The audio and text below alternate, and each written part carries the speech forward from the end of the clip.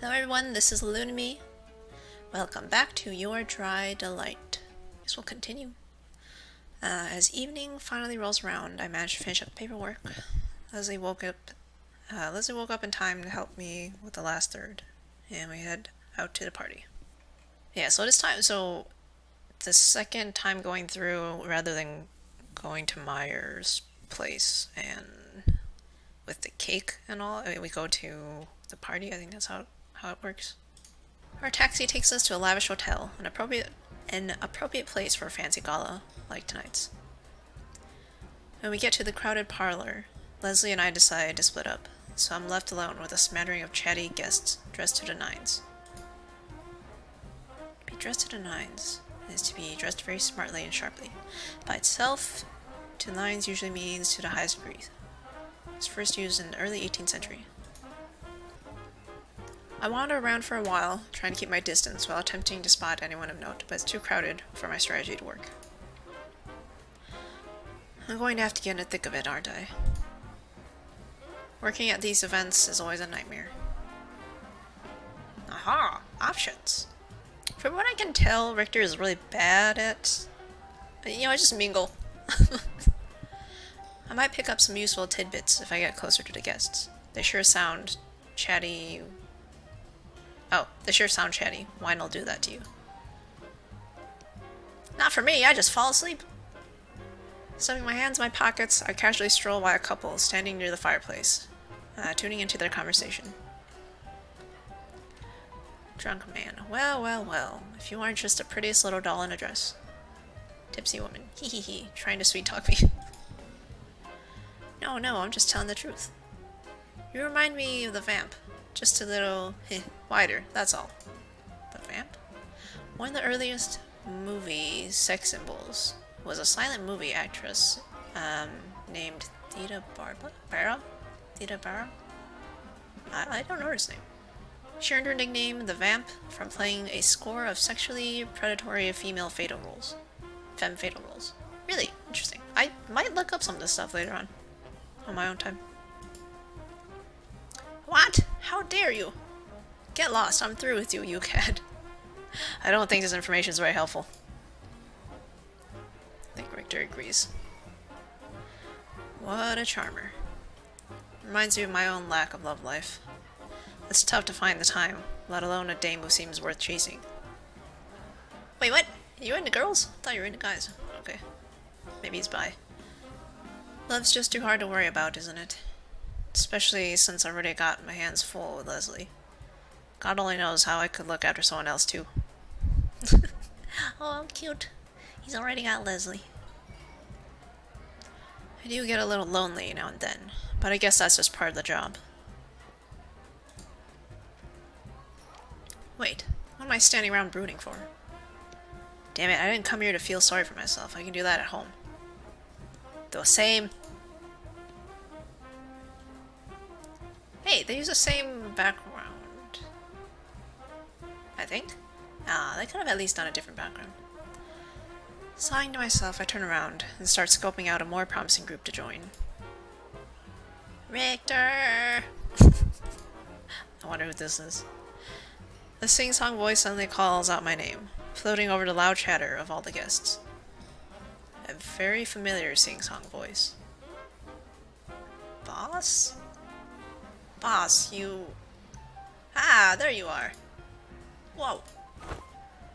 Leslie comes half stumbling towards me, crashing right into my arms. I manage to catch him, considering he's lighter than a paperweight, but I can't get him to stay upright. He keeps slumping back onto me, not even attempting to stand straight. Boss, just what the hell are you doing? Shh, not so loud. Blending in, Richter. Blending in. He's completely smoked, isn't he? Another term to describe drunkenness. I can only guess what happened. Leslie can barely handle a single drink, and the champagne's flowing like the Nile here. Quick, take me to a broom closet. Whoa there, what? Boss, what are you... Shh. He presses a finger to my lips, glaring at me indignantly. found some things out. Important things. But we need privacy, and somewhere I can, put my feet up. I don't know if I should be impressed or concerned that I got drunk so quickly. I wouldn't be surprised. I can get drunk really freaking fast, so... Well, it's not like I can really drag him... well, it's not like I can really drag him home in this state, can I? What am I gonna do with you? Muttering to myself in disbelief, I help Leslie down the hall, away from the rest of the party. Luckily, it seems like the hotel staff planned ahead. A number of the doors are unlocked and open. Wait, I wasn't paying attention. Where are they walking to? Oh. For situations just like this one, no doubt. Oh my goodness, are they alone in a bedroom? We end up in a dark room, and I kick the door closed after dragging Leslie inside. A broom closet. You're off your rocker, boss. Deciding to deposit my senior partner on the bed, I move us towards it, and gently nudge him onto the covers. Maybe he'll just decide to fall asleep. Exclamation point! Oh, wait, I said I had important things to tell you. Before I can step away, Leslie grabs my wrist and tugs me down onto the bed. Wow! Sit! What, is this some kind of impromptu meeting? Leslie leans back against the pillows and gives me a hazy smirk, nodding. His legs are stretched out across my lap, and he's still got his shoes on. He'll get dirt on the bedspread at this rate. Oh, taking off my boots? You're too good to me. I don't deserve a partner like you, Richter. I really don't. Someone's gotta take care of you. True. I don't envy that someone. Our relationship is a running joke between us, but I've never been unhappy with how things are. Leslie takes care of me too, in his own little ways. Buying me food, teaching me French on the weekends, making me stay home and bringing soup every time I'm sick. Whenever I need him, he's always there. Aw, they're already like a couple. How cute. Hello, Richter. Anybody home? Leslie snaps his fingers in front of my face, giggling to himself. You've been staring at me for, about 30 seconds. That's because I was thinking about what a big fat hypocrite you are. Hypocrite? Me? Razzing me this morning for being hungover, but here you are, fried off your mind.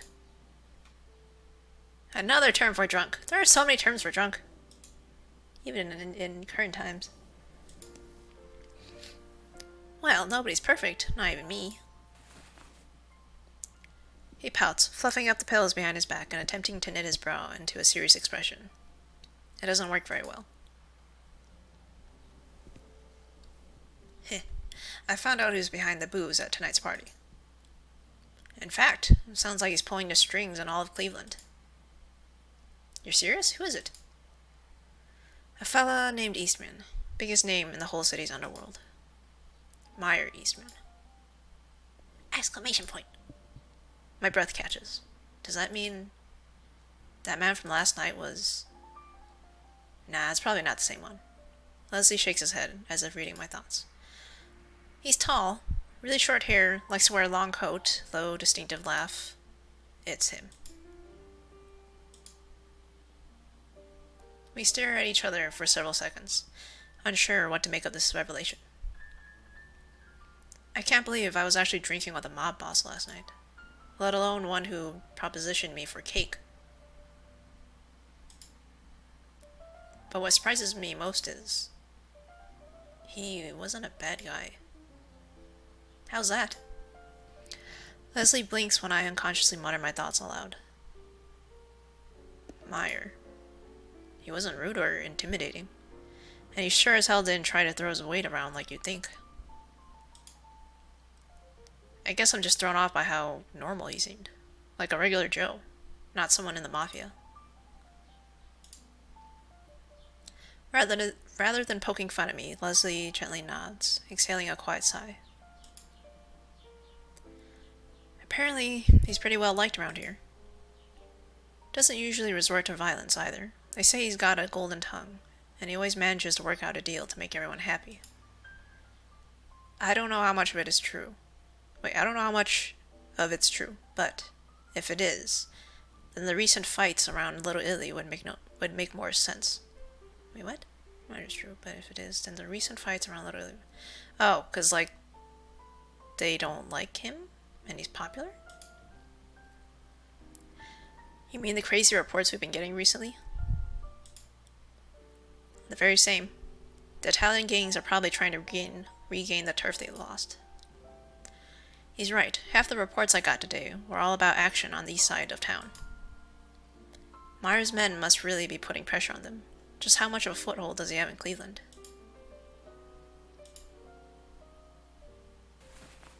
Leslie rolls over on the bed, a glum shadow settling on his normally bright features. I expected him to be cheery about this new lead, not so grim. What's gotten into him? You know, Richter, sometimes I don't know if we're doing the right thing. His voice drops to a soft, hesitant murmur, the first time I've ever heard him so unsure of himself. Boss? You know, helping enforce prohibition. My shock must be obvious because Leslie lets out a wry laugh. I bet that has to sound rich, coming from a drunk sap like me. You probably think I'm nuts, but to tell you the truth, I've never been certain of it all. Is it really the government's job to tell folks what they can and can't drink? Will a dry America really be a better place to live? Seeing folks enjoying themselves and relaxing, like tonight, makes me think liquor's not just for fun. It's part of our culture, our customs. It's not about getting drunk. It's about the freedom to drink. Just like anything else. Freedoms we've fought for since the colonists came over in their big stupid boats. He glances away with a self-deprecating, wistful smile.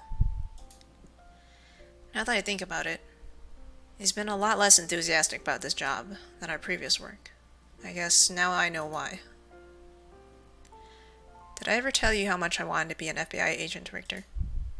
Once, I think. Mom and Dad, they always told me to keep at it.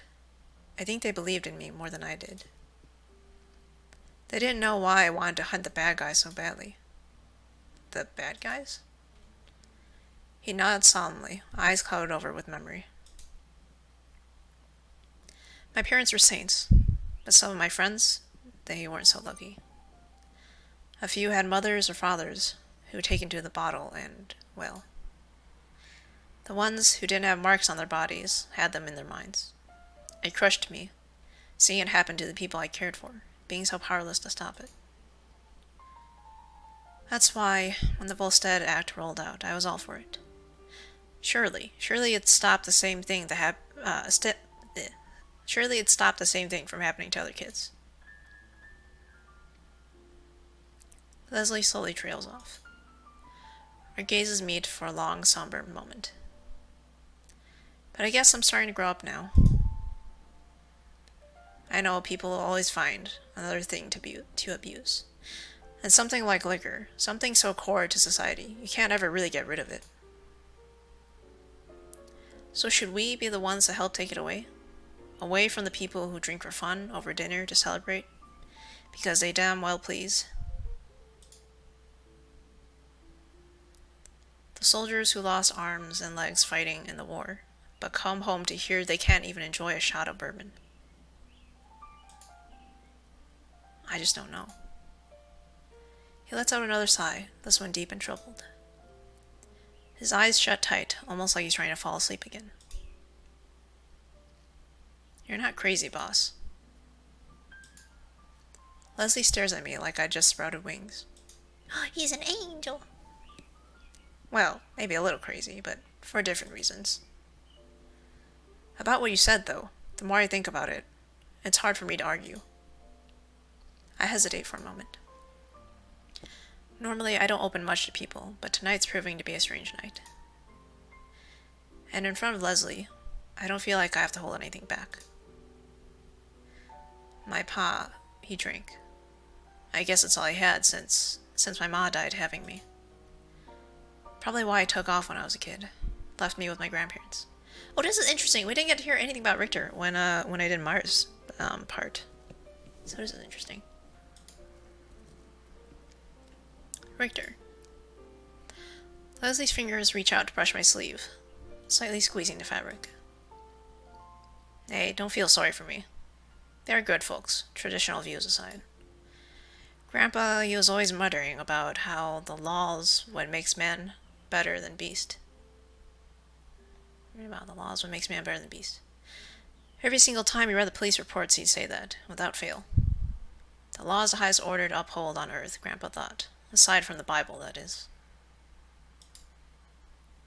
So little Richter got that drilled into his head, didn't he? I nod, smirking faintly. No crime headlines to read in heaven, Grandpa. You must be pretty bored up there. Aww. He's all alone. He wanted me to be a policeman, but luckily detective work was close enough to count. When it comes to prohibition, though, I've always had my own doubts. Maybe the law makes us better than beasts, but the government's not the gospel. I don't know, it doesn't feel right to follow orders just because they're from the top. I joined the agency to help people, not make their lives harder. Anything that goes against that, I just can't put my heart into it, feds or no. By the time the last words leave my mouth, I feel like a complete idiot.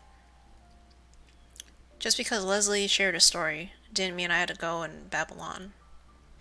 It's like I'm an old church lady or something. Ugh. You know, Richter, I really admire you.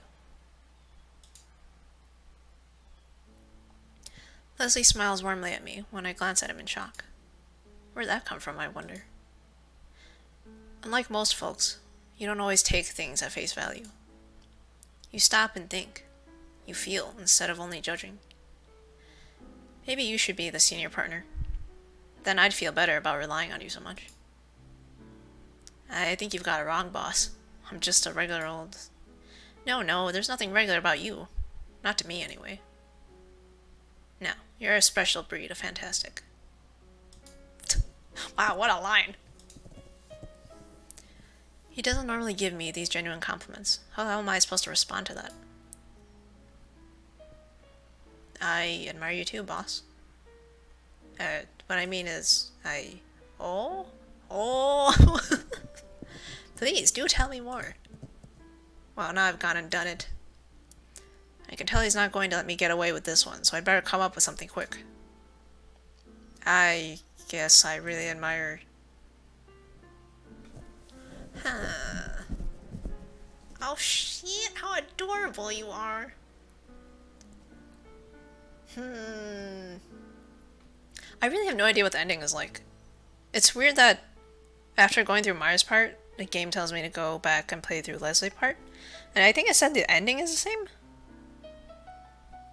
So I'm a little bit confused. I guess this technically isn't a dating sim then if I don't choose different endings. I don't know. What do we do? I guess we'll just call him adorable. How adorable you can be sometimes. Sleeping, spinning in your chair, stuffing your face with cake. Christ. Did those words actually just come out of my mouth? I haven't had a single drink tonight, so there's no excuse. None at all. God rest my soul. Oh, so you finally noticed? It's about time. I was preparing drastic measures to get your attention. Drastic measures? They're not important now, though, since apparently I've won you over after all. He cackles, obviously pleased with himself. Ugh, this is why I shouldn't be giving compliments. Oi, Richter. Leslie's tone suddenly turned serious again. Almost too serious. Now that we've poured our hearts out to each other, I need to tell you something important. What's that? Well, I'm not gonna just bellow it out. It's a secret. Lean down. He impatiently beckons me closer. Oh, jeez, I got a kiss! Curious, I scoot towards the head of the bed, leaning in to listen. I'm not sure what could possibly be so... Exclamation point. A hand grabs the back of my hair and pulls me down. The next thing I know... I called it!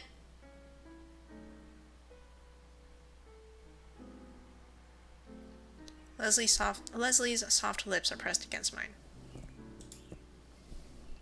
Boss is... This can't be happening. Did I fall asleep? Leslie holds the kiss for a little longer, fingers tightly curled in my hair. But after a few seconds, he lets go.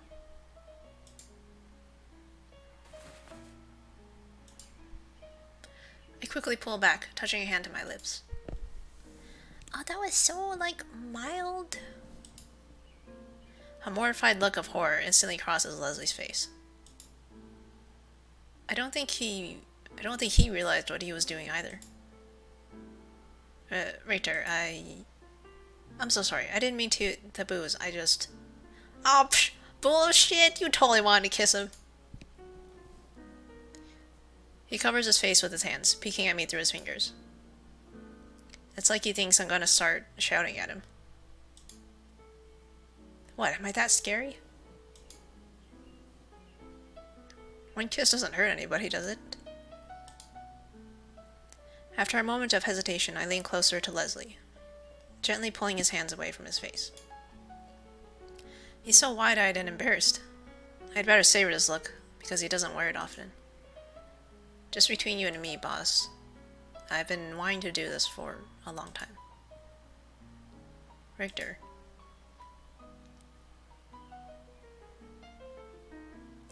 This time, I'm the one who kisses Leslie, pressing him into the bed.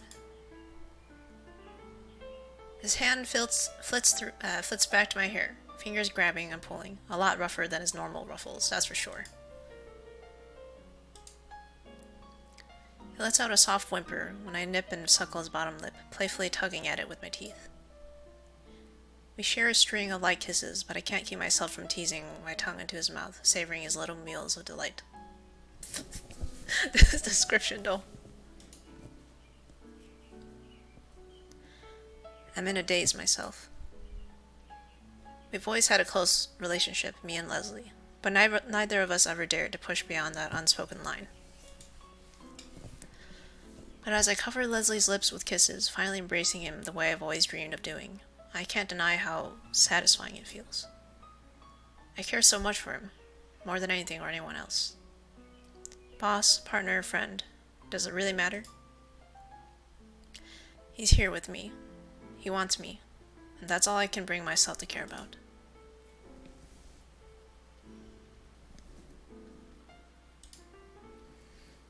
Our lips press together harder, forcing me to steal breaths in between Leslie's needy kisses. He's really getting into it. Is that his thigh rubbing between my legs? I swear, he's so unfairly adorable that I can't help myself. If I didn't know he was drunk, I don't think I'd be able to keep my hands off him.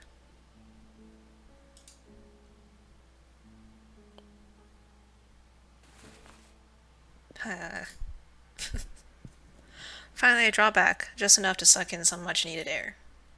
Leslie nuzzles against my ear, murmuring softly against it. Aw, nuzzles. Oh shit, did I miss that? Oh, I hope I won't forget this in the morning, but if I do, you have my permission to remind me. Yeah, sure. The full extent of what we did suddenly hits me like a frying pan in the face. I pull away more, jerking upright and letting out a cough, turning my head awkwardly to one side. Work's sure gonna be interesting tomorrow, eh? How the hell can we resume our normal business after this? I sure hope I didn't just make the dumbest mistake of my life. Maybe we should leave the hotel and head home. It's getting pretty late, don't you think, boss? I steal a glance over at Leslie, unsure how he'll respond.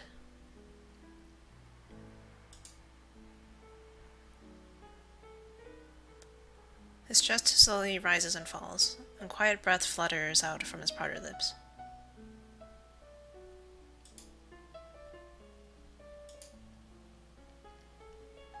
You'd think I would have seen that one coming.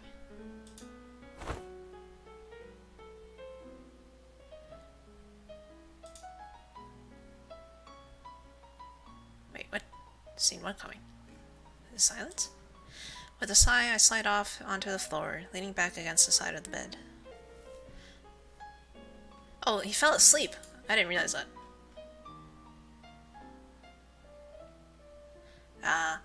His chest slowly rises, falls, quiet breath flutter out from his parted lips. Oh, okay. Thanks to his insistent touching, I can't exactly fall asleep right now.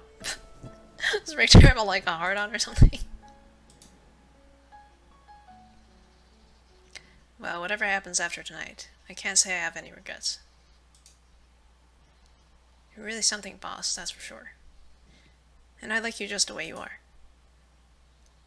Hypocrisy, narcolepsy, and all. I wouldn't have it any other way. God, sometimes I can't speak really clearly. Like, sometimes I can't enunciate. Which is weird, because I used to do a lot of reading aloud. In college and high school, actually. I did, like, open mic nights and stuff. I guess it's been a while. I haven't pulled an all-nighter like that since my college days. And now I understand why. Oh, it's the same. I haven't done all-nighters since college. I don't think I can anymore. Slumping into my chair, I glug down my coffee and try to slap myself awake. I've got work to do today, so hopefully Leslie isn't too late. I dropped him off around 4 a.m. at his apartment, but he managed to get more sleep than I did. You know, maybe I should just go bring the whole coffee pot in here. I've got a feeling I'm gonna need it. I rise unsteadily back to my feet, wandering back to the door in a haze. You know, last time when I was doing this, and we went with Meyer... Oh, no, never mind. I was gonna say, damn, wasn't his place raided? No, it's raided the next day, the third day or whatever. Anyways, let's just keep going. Just as I reach for the handle. Good morning! Ah! Ow, ow, ow, ow. Do you really have to scream in my ears first thing, Richter? I'm happy to see you too, but really. Leslie pinches his ear with a grimace, frowning playfully at me. Oh, you look terrible. Sit down, I brought some donuts. They'll fix you up right quick. I want donuts. I want food. I let Leslie steer me back to my chair, and he stuffs a donut into my mouth. It's good, but I trade all the donuts in the world for a few hours of sleep. We sit in unusual silence for a little while, munching on our breakfast and sipping coffee. Normally we'd be chattering about various things right now, but I can't bring myself to look Leslie in the eye, not after last night. I'd never felt so awkward in my life. Are we just going to pretend it didn't happen, or... Richter, what's the matter? Leslie calls out to me with a mouthful of donut, gazing at me curiously as he chews. Oh, he doesn't remember, does he? He definitely doesn't seem fazed, that's for sure. You look like a kid who just got caught peeping up a girl's skirt. Really, what's eating you? I don't like the silence. It gives me the heebie-jeebies. Nothing. It's nothing, boss. Listen, why don't we get started on work? We need to go over the new findings. Uh-huh. He still seems pretty suspicious, but eventually nods. I can't tell if he's playing dumb or he really can't remember. You know, it's probably the latter. About Eastman. I think we need more information on everything, including him, before we go to the FBI. If we blow our cover too early, we'll risk losing out on more leads, more potential sources. we should play this smart. God, I cannot read aloud properly. Ugh. I keep stumbling over my words. Agreed. There's still a lot we don't know. Leslie gazes up thoughtfully at the ceiling, twirling a pen between his sugar-dusted fingers. I should just read more slowly. I think I read more slowly last time, too. Is that speakeasy his base of operations? How many warehouses does he have? Are there any other key players in his business? I'd say we need to send out some agents to figure out the key details. I don't want to rush into anything. Send out agents. That reminds me. What happened to Earl, the guy I sent to scope out the speakeasy yesterday? I didn't see him come to work today, and he didn't call me like he was supposed to. Boss, I need to make a call. I sent Earl out last night, but he hasn't come in yet. Oh, alright, don't let me stop you. I reach for the phone and quickly dial Earl's home number. Ring, ring, ring. No answer. I have a bad feeling about this. I bet anything that his disappearance is related to that speakeasy, Eastman, and the Mafia. Not good, huh? Leslie seems to figure it out pretty quickly because he raises a worried eyebrow at me. I grimly nod. Damn it, I should have just gone there myself last night. If something happened to Earl, then... We'll get some officers and head over there this evening. Boss? Just a quiet investigation at first. See if we can find out anything about Earl. If there's incriminating evidence, then we'll turn it into a full-blown raid. But hopefully he's just at some cat house this morning, hungover. Cat house. Slang for a brothel. Used commonly in the early 20th century, the term cat has been used to describe prostitutes, which is possible where cat house as a euphemism for brothel comes from.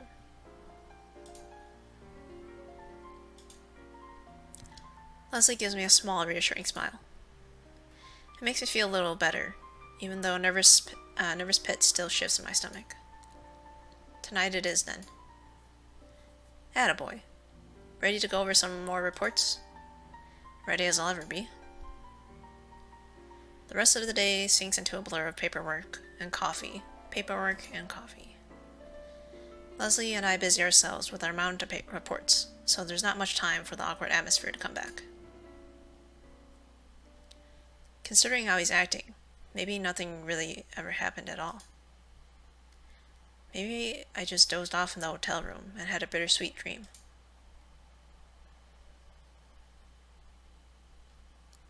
Hello? Richter? Hello? Two hands roughly shake my shoulders. When my eyes struggle open a few seconds later, I notice how dark the sky outside is. Huh? Wait, was I... There's only one of us who can sleep for half the day, Richter. Don't try to steal my thunder. Ugh, why didn't you wake me up sooner? You were clearly exhausted. Those dark circles under your eyes make you look like a raccoon. It's cute. But listen, try to get more sleep at night, okay? I can't rely on a hazy partner to have my back after all. And whose fault is it that I didn't get any sleep exactly? Mr. Bright-eyed and bushy-tailed over here. After we get our things together, Leslie and I prepare to head out to his speakeasy. It's already late, and there's been no call from Earl, so something's obviously going on. Richter, wait. As I reach for the door, Leslie suddenly grabs my sleeve, tugging me back a little. About last night. I do remember it all, just so you know. This bastard. So all of today was just an act. I know, I couldn't pass up the opportunity. Please don't hate me too much. But I just wanted to tell you that, well, I'm sorry. He bites his lip, averting his gaze guiltily. It's the same look he had last night, right after he kissed me. If you want, we can agree to pretend it never happened. Things can go back to normal. We'll just be regular friends, senior partner and junior partner. Neither of us will speak of it again, and we can chalk it up to me being drunk. And stupid. Mostly stupid. Leslie loudly clears his throat, fiddling with his tie. Despite his I cannot pronounce this word. Facing joke. I can tell he's being serious about this. Our friendship's important to both of us, so it's understandable, but how do I really feel about things? It's not a question of liking Leslie, but last night's situation was, well...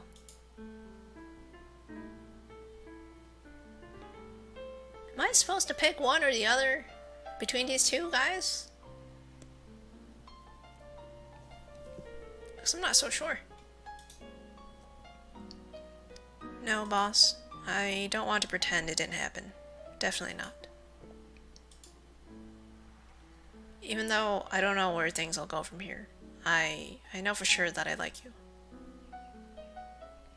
You liked kissing me, is what you mean. I thought that was a given. Well, you were really enjoying it. I felt that little, or should I say, big surprise between... Oh, goodness. Right, yeah, good talk. Leslie sniggers at my hasty response, back to his normal smug self.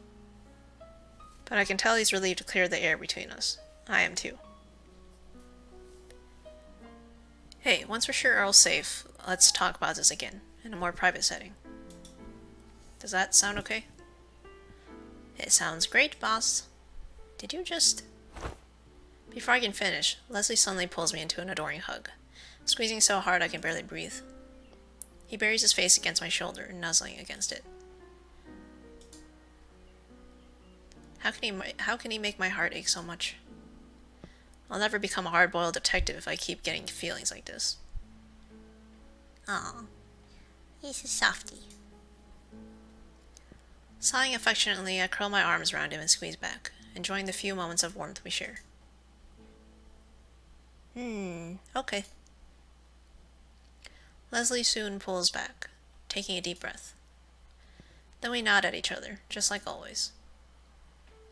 If we hurry, we can get to the bottom of this and still have time to get cannoli before the shop closes.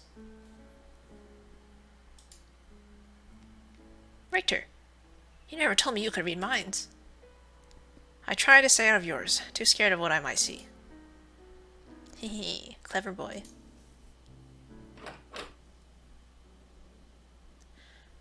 We head out side by side, determined but hopeful, the partners we've always been. I have faith in Leslie, just like he has faith in me. We'll get the job done, together. Welcome, gentlemen. Please enjoy your night.